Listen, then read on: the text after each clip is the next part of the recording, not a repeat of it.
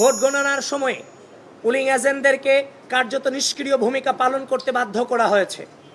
Vote গণনা প্রক্রিয়ার সাথে পুলিং এজেন্টদেরকে যথাযথভাবে যুক্ত না করায় এবং প্রক্রিয়ায় ত্রুটি থাকার প্রতিবাদে বাংলাদেশ জাতীয়তাবাদী ছাত্রদল সমর্থিত প্যানেলের সকল পুলিং এজেন্ট সহ অধিকাংশ প্রার্থীর পুলিং এজেন্ট রেজাল্ট শিটে স্বাক্ষর না করেই ভোট কেন্দ্র ত্যাগ করেছেন।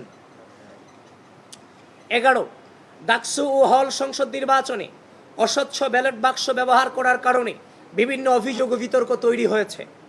তাছাড়া অধিকাংশ বুথে নির্বাচনের দিন বেলা 11টার পর থেকে বেলা 11:30টার পর থেকে মার্কার পেন না থাকায় ভোটারদেরকে বল পেন দিয়ে ব্যালট পেপারে ক্রস চিহ্ন দিতে হয়েছে।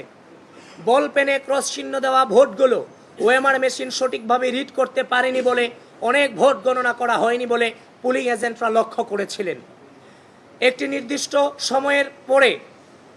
নির্দিষ্ট সময়ের পরের ভোটগুলোতে বল পেন ব্যবহার করে পরিকল্পিতভাবে ভোট নষ্ট করার হীন চেষ্টা ছিল কিনা তা নিয়ে অধিকাংশ প্রার্থীর মনে শঙ্কা তৈরি হয়েছে। এছাড়াও ভোটার চিহ্নিত করার জন্য আঙ্গুলে যে মার্কার কালি ব্যবহার করা হয়েছে সেটি অস্থায়ী কালি হওয়ার কারণে একই ব্যক্তি একাধিক ভোট দিয়েছে কিনা সে বিষয়ে শিক্ষার্থীদের মনে সন্দেহ দেখা দিয়েছে।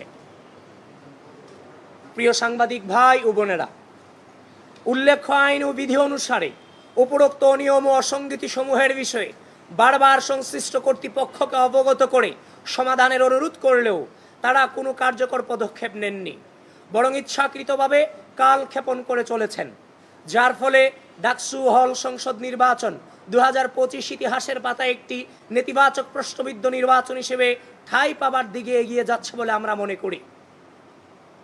গণতান্ত্রিক মূল্যবোধের ধারক বাহক যে সংগঠনের সকল পর্যায়ের নেতাকর্মীদের সুদীর্ঘ সংগ্রাম ও সর্বোচ্চ আত্মত্যাগের উপর ভিত্তি করেই বাংলাদেশ গণতান্ত্রিক পুনরুজ্জাগরণের দিকে এগিয়ে যাচ্ছে,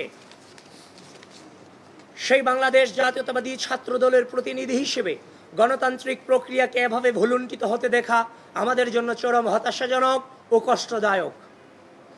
আমরা তারপরও আশা রাখব যে ঢাকা বিশ্ববিদ্যালয় প্রশাসন গণতান্ত্রিক মূল্যবোধের অন্যতম স্তম্ভ স্বচ্ছতা ও জবাবদিহিতার পথে ফিরে এসে উপরোক্ত অনিয়ম এবং অসঙ্গতি সমূহের বিষয়ে যথাযথ তদন্তপূর্বক সকলের সামনে সত্য উন্মোচন করবে।